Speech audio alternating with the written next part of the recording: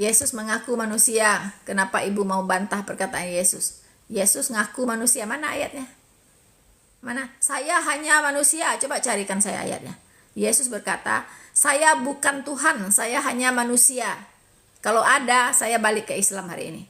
Shalom, Assalamualaikum warahmatullahi wabarakatuh. Om Swastiastu, Namo Buddhaya, salam kebajikan, dan salam cinta damai dari saya Prianto Zamasi, dan salam Indonesia cerdas. Nah, teman-teman, di video saya kali ini saya akan membagikan kepada kita semua ketika seorang murtadin asal Minangkabau yang dipakai oleh Tuhan dengan luar biasa dalam pelayanannya, dan ibu ini menjawab semua pertanyaan-pertanyaan yang dilemparkan oleh saudara-saudara kita muslim dengan ramah dan santunnya, teman-teman ya.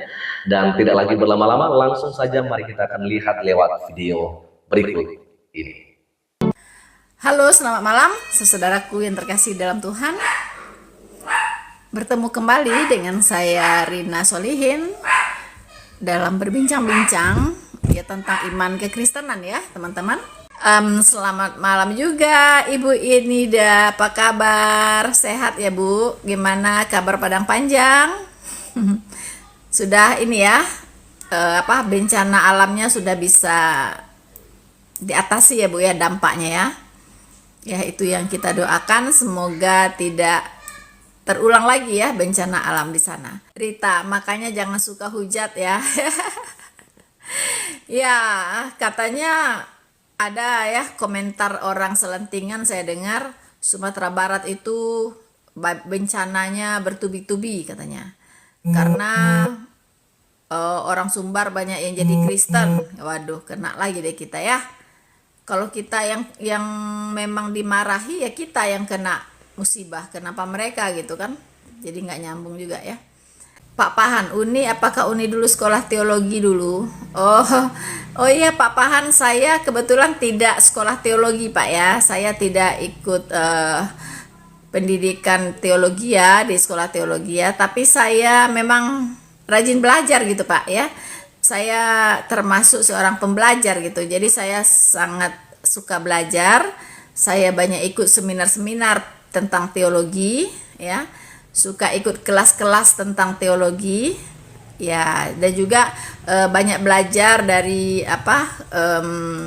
pengajaran-pengajaran yang dibagikan oleh para gembala ya, oleh gembala-gembala saya di gereja gitu Pak ya.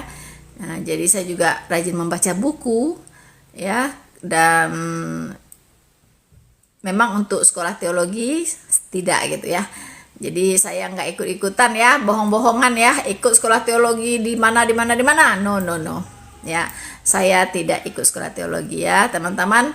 Hanya belajar minta tuntunan dari Roh Kudus ya, dari Tuhan Yesus itu saja. Puji Tuhan.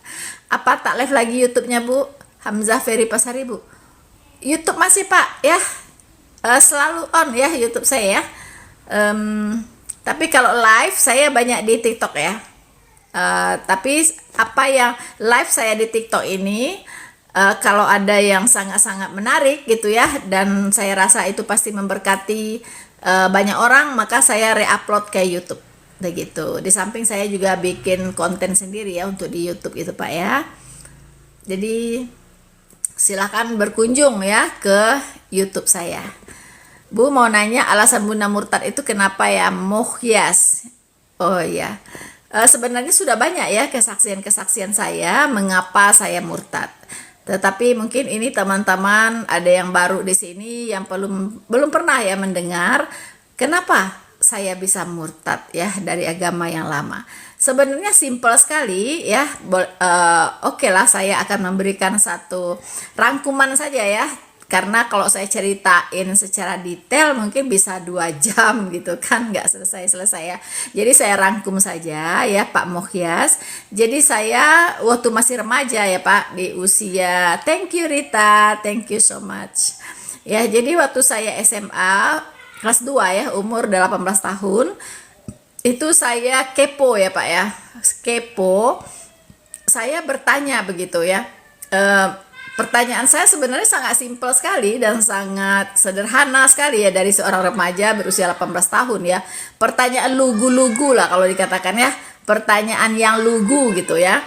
Jadi waktu usia 18 tahun saya berpikir gitu, mempertanyakan, saya percaya gitu, sangat percaya sekali bahwa Tuhan itu Esa. Thank you Rita. Tuhan itu Esa ya. Tidak dua, apalagi tiga, tidak gitu ya. Saya percaya sekali, yakin, hakul yakin ya bahwa Tuhan itu Esa, ya Allah itu Esa, satu-satunya, tidak ada Allah selain Dia, ya. Nah, jadi pada usia 18 tahun saya bertanya, kalau Allah itu memang Esa kan, saya yakin Allah itu Esa, tetapi mengapa banyak agama di bumi ini, di dunia ini gitu?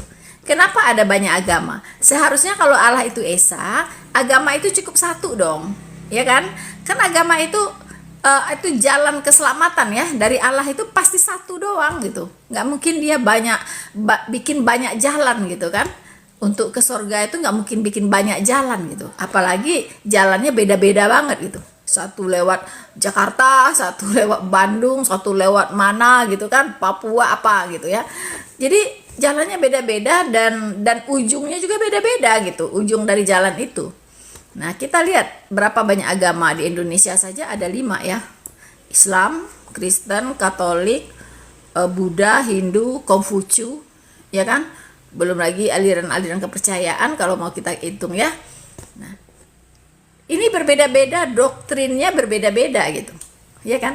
Jalan keselamatannya, cara umat masing-masing ini diselamatkan itu beda-beda juga setiap agama itu gitu. Ya kan? Terus Tuhannya sendiri juga beda-beda, nggak sama gitu. Nah, jadi kenapa kalau Allah itu Esa itu kok bisa banyak agama? Itu saya pertanyakan teman-teman. Nah, kemudian saya cari tahu, saya bertanya lagi, kalau banyak agama ini yang bermacam-macam ini, apakah berasal dari Allah yang satu? Nah, itu sudah saya bisa simpulkan tidak. Mengapa? Karena tadi ajarannya beda, jalan keselamatannya beda, ya kan? Surga nerakanya aja beda gitu, ya. Jadi pasti bukan dari Allah yang satu gitu. Nah, kalau bukan dari Allah yang satu berarti banyak dong Tuhan ini ya. Nah, dari semua Tuhan ini apakah semuanya benar? Ya nggak mungkin juga semuanya benar gitu, iya kan? Kalau semuanya benar berarti Tuhan tuh bukan Esa, banyak gitu, iya kan?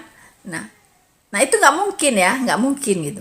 Nah, yang saya simpulkan adalah pastilah dari semua Tuhan yang banyak ini, yang ngaku-ngaku Tuhan ini, cuma satu saja yang maha benar gitu.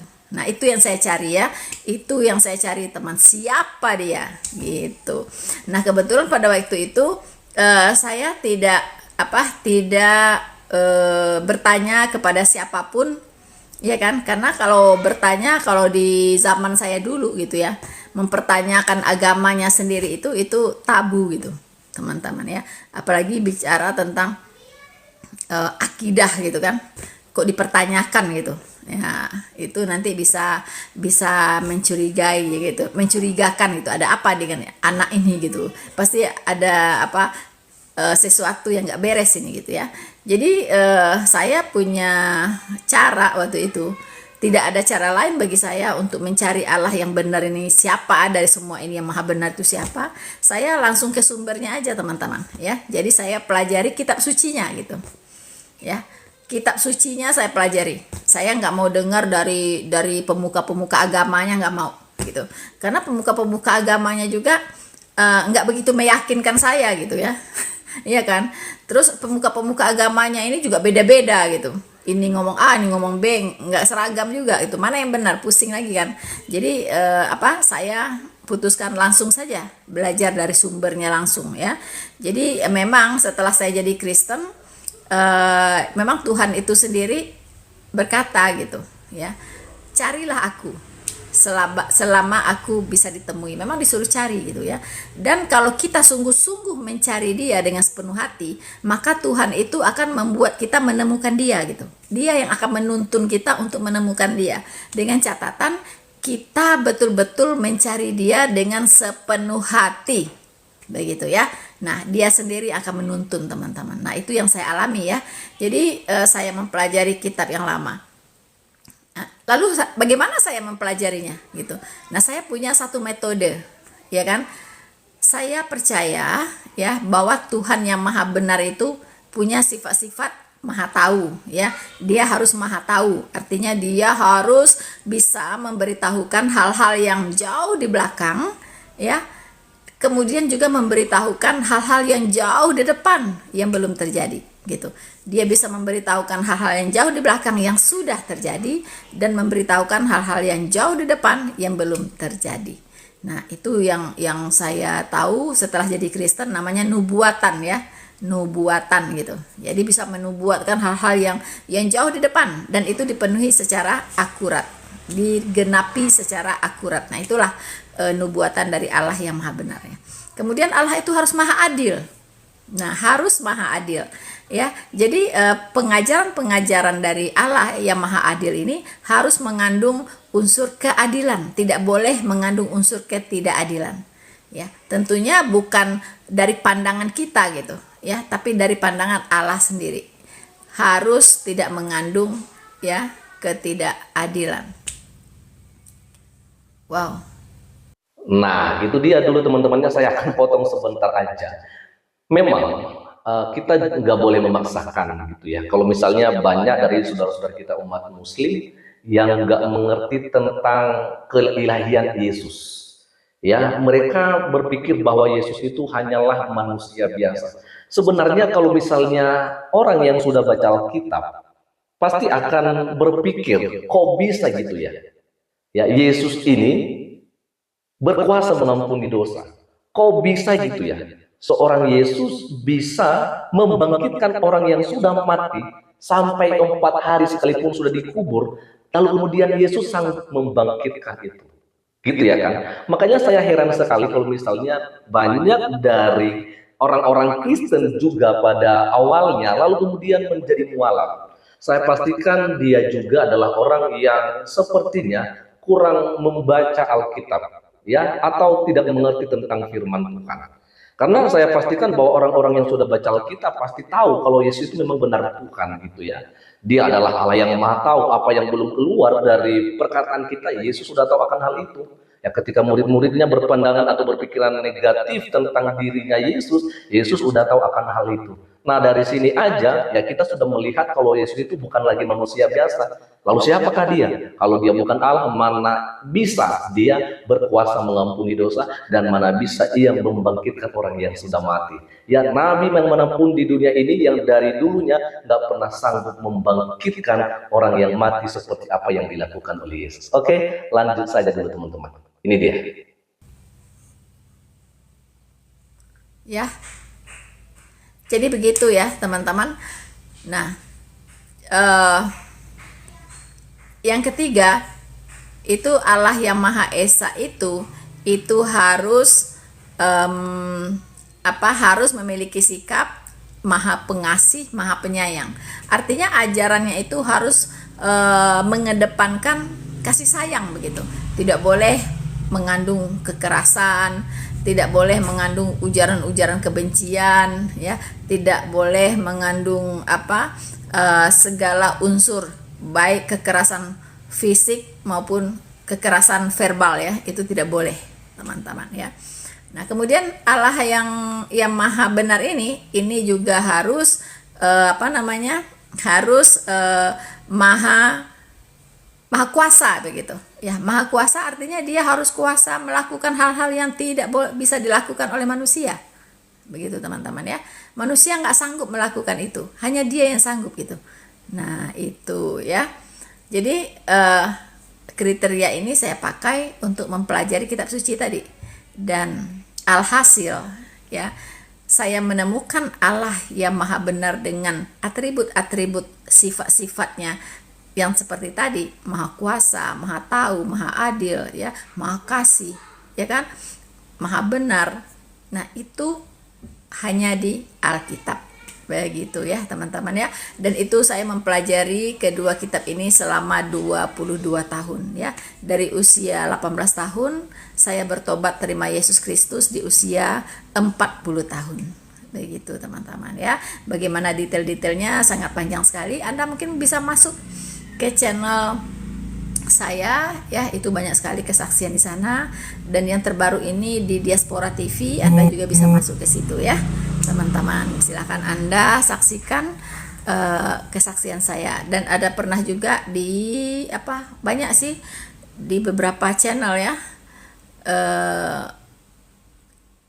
Ada kalau yang lama-lama itu di Yusuf Manumbulu ada ya kan, kemudian di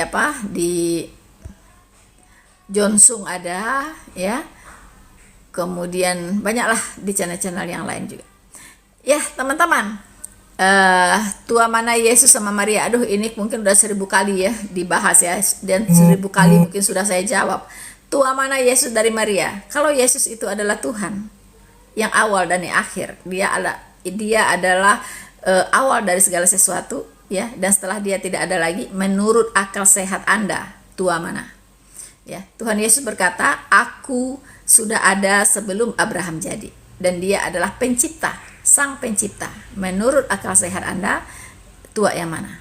Begitu, oke? Ngarang bebas ya, ngarang bebas karena nggak nyambung dengan Anda ya. Awal Pak, coba jelasin Galatia 3 ayat 13. Anda tulis di sana apa bunyi ayatnya? Karambia cukia. Nah, cukia lah karambia itu banyak-banyak ya. Jangan halu kau, waang nan halu ya. Utang tuh ndak ada gitu. Apa namanya? Rujukan pengetahuan waang tuh itu ndak sampai gitu. Jadi apa yang den carito kan nggak akan nyambung gitu. Ndak menangko utang tuh ndak menangko gitu. Ya, jadi bukan den yang halu. Pengetahuan ang itu yang kurang. Oke, karambe cukia. Akal sehat pasti ibunya yang lebih tua. Ya, akal sehatmu ya. Ibunya lebih tua. Iya, kalau kamu lebih tua mana dari ibumu? Ya ibumu. Ya, tapi kan Yesus Kristus itu bukan seperti kamu ya, orekodu. Ya kan?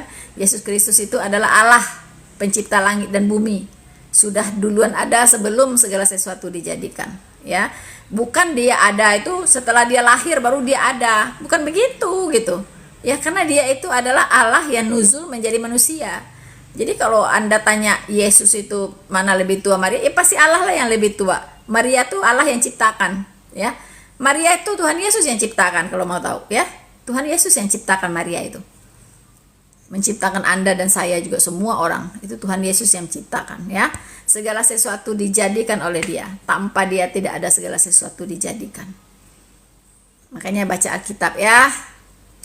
Kalau kalian tidak pernah baca Alkitab, apa yang saya jelaskan ya ngeyang-ngeyang semua gitu ya. Jadi nggak ada yang nyangkut gitu, nggak nyambung. Udin Teba, nama Allah dapat dari mana? Nama Allah itu ya dapat dari Allah sendirilah ya.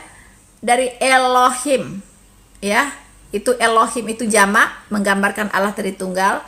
Ya, kalau tunggalnya Eloah itu kata Allah dari sana ya. Jadi jangan nganggap itu bahasa Arab pula. Walaupun itu misalnya dari bahasa Arab, apa urusan Anda gitu. Bahasa itu semua punya Tuhan. Jadi Anda tidak bisa batasin orang mau pakai bahasa apa gitu ya.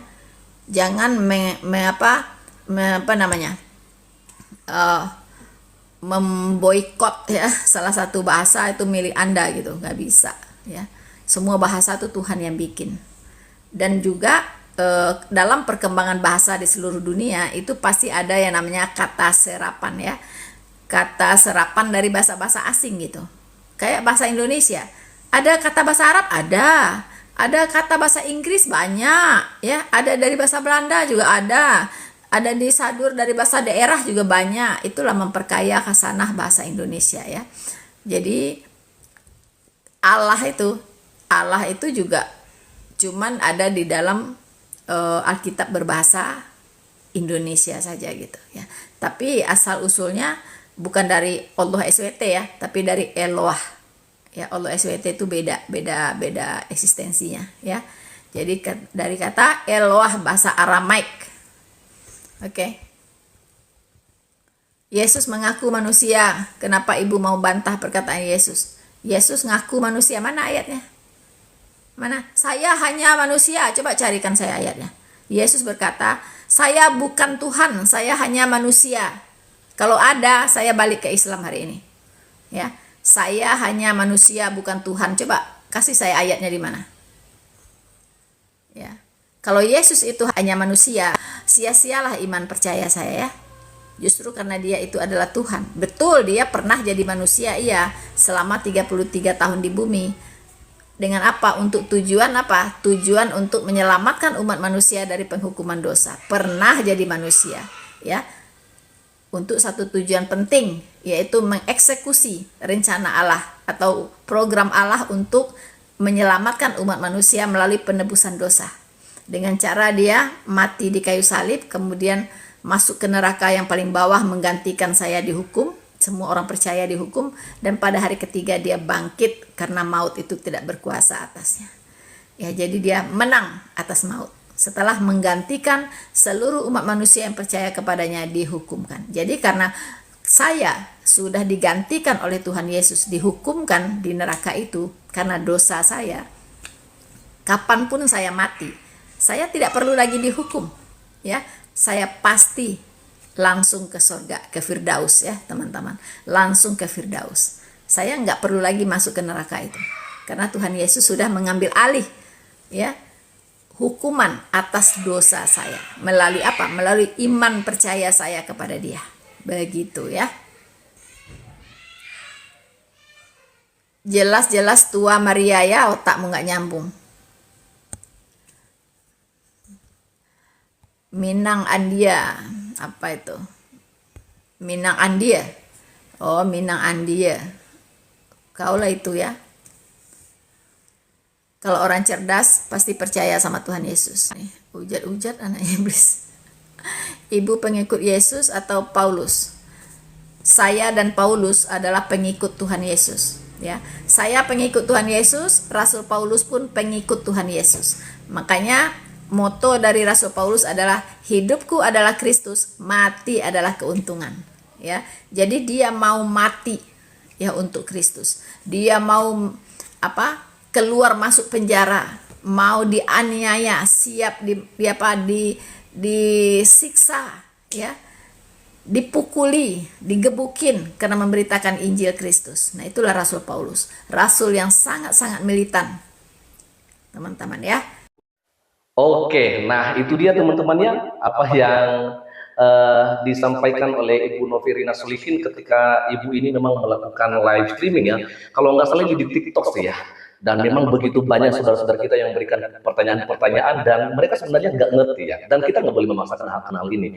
Karena bagi kita orang Kristen, perdebatannya itu sebenarnya nggak penting banget gitu loh. Yang penting bagi kita itu menyampaikan apa yang menjadi ajaran kita ke siapapun juga, karena memang itu tugas kita. Perintah Tuhan Yesus, amanat agung Tuhan Yesus, Matius pasal 28 ayat 19 dan 20, jelas bahwa semua bangsa harus menjadi muridnya Tuhan. Dan itu tidak paksaan gitu loh.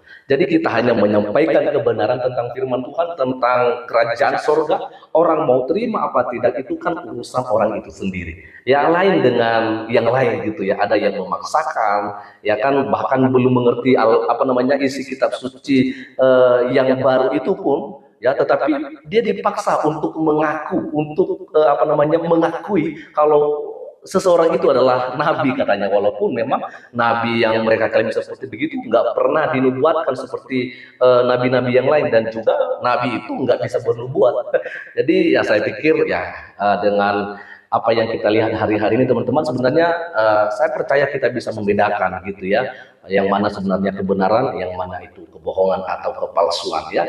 Jadi ya semoga saja mereka-mereka atau anda semua yang menonton video ini, yang sudah saya bagikan dari videonya Ibu Novirina Solihin ini, menjadi suatu pemahaman yang baru bagi kita, dan kita tercerahkan olehnya, dan kita boleh dijamah oleh Roh Kudus dan menjadi orang-orang yang senantiasa diberkati oleh Tuhan, bahkan menerima Yesus sebagai Tuhan dan Juru Selamat. Kalau mungkin selama ini kita masih belum percaya kalau Yesus adalah Tuhan, tetapi lihatlah di Allah yang Maha Tahu, di Allah yang Allah mampu, yang sanggup melakukan perkara-perkara yang luar biasa, dan sanggup melakukan mujizat-mujizat yang tidak ada nabi lain di dunia ini selain Yesus yang sanggup bangkit dari kematian gitu loh, dan sanggup dan mempunyai kuasa untuk mengampuni dosa manusia. Kalau dia bukan Tuhan, nggak mungkin dia berkuasa untuk melakukan hal itu. Oke, selamat sore menjelang malam. Tuhan Yesus memberkati kita semua. Shalom, assalamualaikum warahmatullahi wabarakatuh.